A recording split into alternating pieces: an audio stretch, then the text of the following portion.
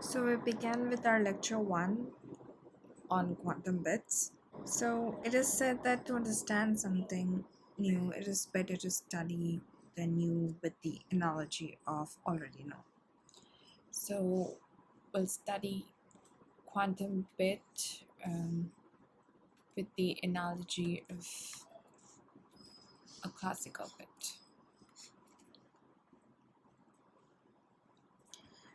So in classical computing, the information is binary.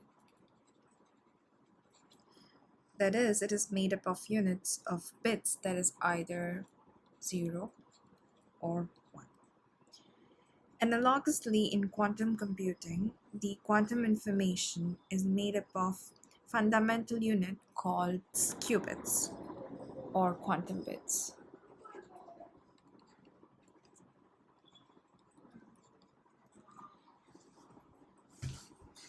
And for a classical bit, the state of 0 or 1, qubit can also have state 0 and 1.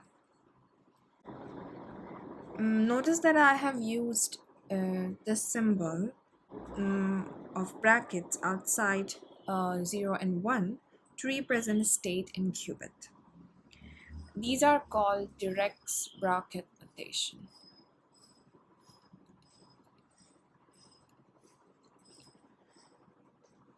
We will discuss it in more detail later, but for now just remember that this shape and they represent the state of a qubit. Coming back to the state of the qubit, we said that it have state 0 and 1. But additionally, unlike the classical bits, it also has a state that is superposition of state 0 and 1, which can be represented as a linear combination of state 0 and 1 mathematically. So here the alpha and beta are the complex probability amplitudes. They are basically complex numbers, but what they mean is that if we have a qubit psi and if we measure its state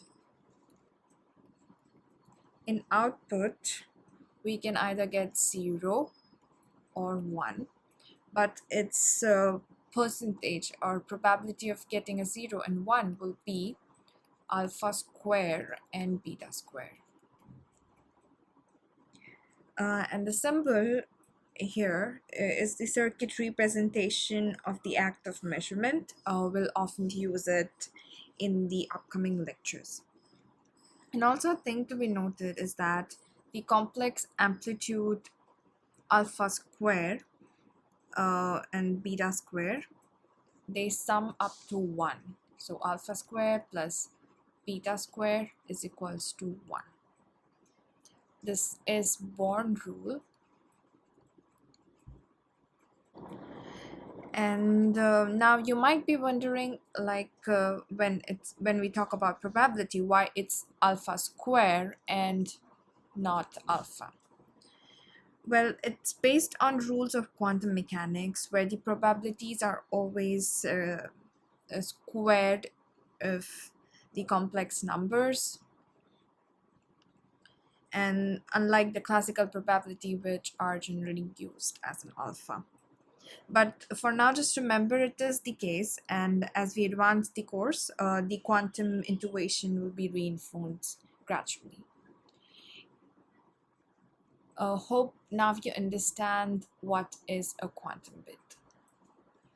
Next, we'll talk about quantum sphere in the next lecture.